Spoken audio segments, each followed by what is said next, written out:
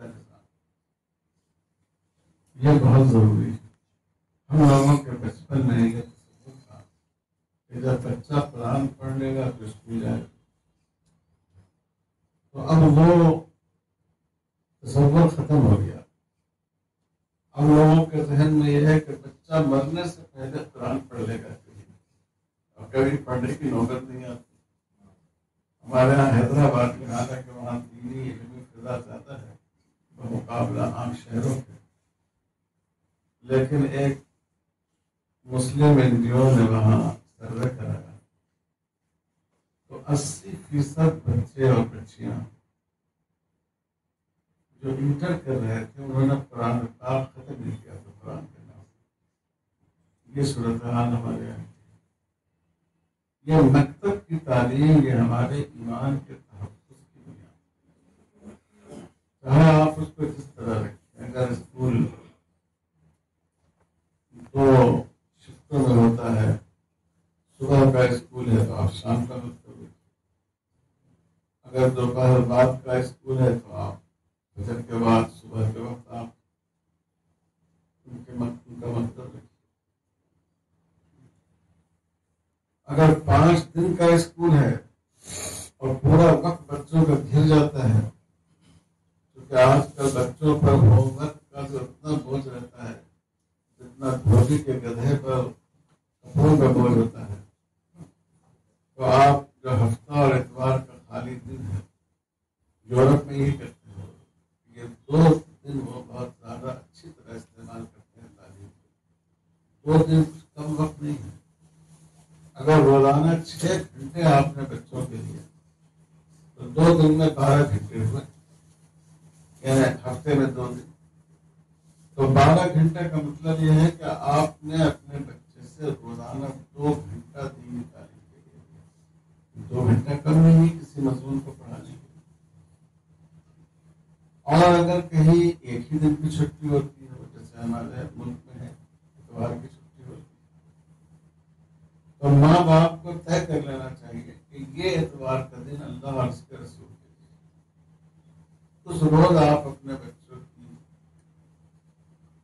کا ایسا نظام بنائیں، ایسا نظام الاوقات بنائیں کہ وہ 6 گھنٹہ دینی تعلیم کے لیے. تو 6 گھنٹے میں بھی آپ ان کو اچھی خاصی دینی تعلیم دے سکتے ہیں. آپ ان کو قرآن مجید کی تعلیم، ضروری مسائل کی تعلیم، اردو زبان کی تعلیم آپ دے سکتے ہیں. گویا روزانہ 1 گھنٹے کا پیریڈ آپ کو مل رہا ہے بچوں کی دینی تعلیم کے لیے. اگر آدھے گھنٹے میں آپ اس کو تقسیم کر دیجیے، آج کل تو 35 منٹ کی بھی گھنٹیاں ہوتی ہیں، تو گویا آپ کو روزانہ 2 گھنٹے کا وقت مل گیا. یہ مکتب کا نظام چلانا ہمارے لیے بہت ضروری ہے. ایک ایسے ماحول میں جب بچوں کو سرکاری اسکولوں میں گیتا پڑھائی جا رہی ہے. آج ہی میں نے اخبار میں دیکھا کسی ریاست میں کہ وہاں کا جو نصاب تیار ہوا ہے اس میں ایک مضمون لو جہاد پر. تو آپ سوچئے کہ جب اس کو بچے پڑھیں گے تو ان کا کیا ذہن ہے. غیر مسلم بچوں میں جو غلط فہمی پیدا ہوگی وہ تو ہوگی، لیکن جو ہماری نئی نسل ہے اس میں احساس کمتری پیدا ہو جائے گا.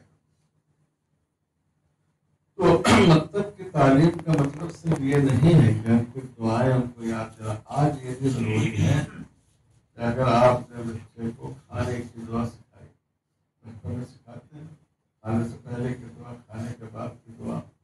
دعا تو وہی ہوتی کہ وہ حضور صلی اللہ علیہ وسلم سے الفاظ، لیکن آپ ان کو سمجھائیں کہ دیکھو اس وقت اللہ کا نام کیوں لیا جاتا ہے، اللہ کا شکر کیوں ادا کیا جاتا ہے، کیونکہ ہماری روزی کا سامان اللہ ہے.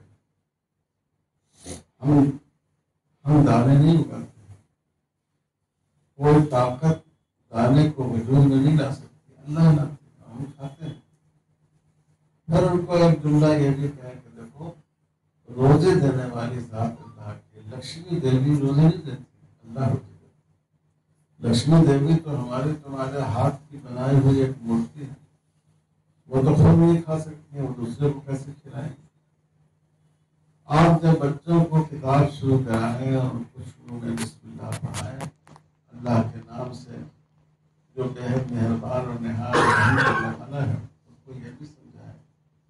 دیکھو آج تمہاری تعلیم کا پہلا دن، آج تمہاری اس کتاب کا پہلا دن ہے، تو بسم اللہ ہم تم کو پڑھا رہے ہیں، اس لیے کہ علم دینے والی ذات اللہ ہے، اللہ ہی نے ہم کو دماغ دیا، سمجھنے کی صلاحیت دی، یاد رکھنے کی صلاحیت دی، علم دیا ہے۔ یاد رکھو سرسوتی دیوی علم نہیں دیتی، وہ تو ایک مورتی ہے، وہ تو نہ کچھ بول سکتی ہے، نہ دیکھ سکتی ہے، نہ سن سکتی ہے۔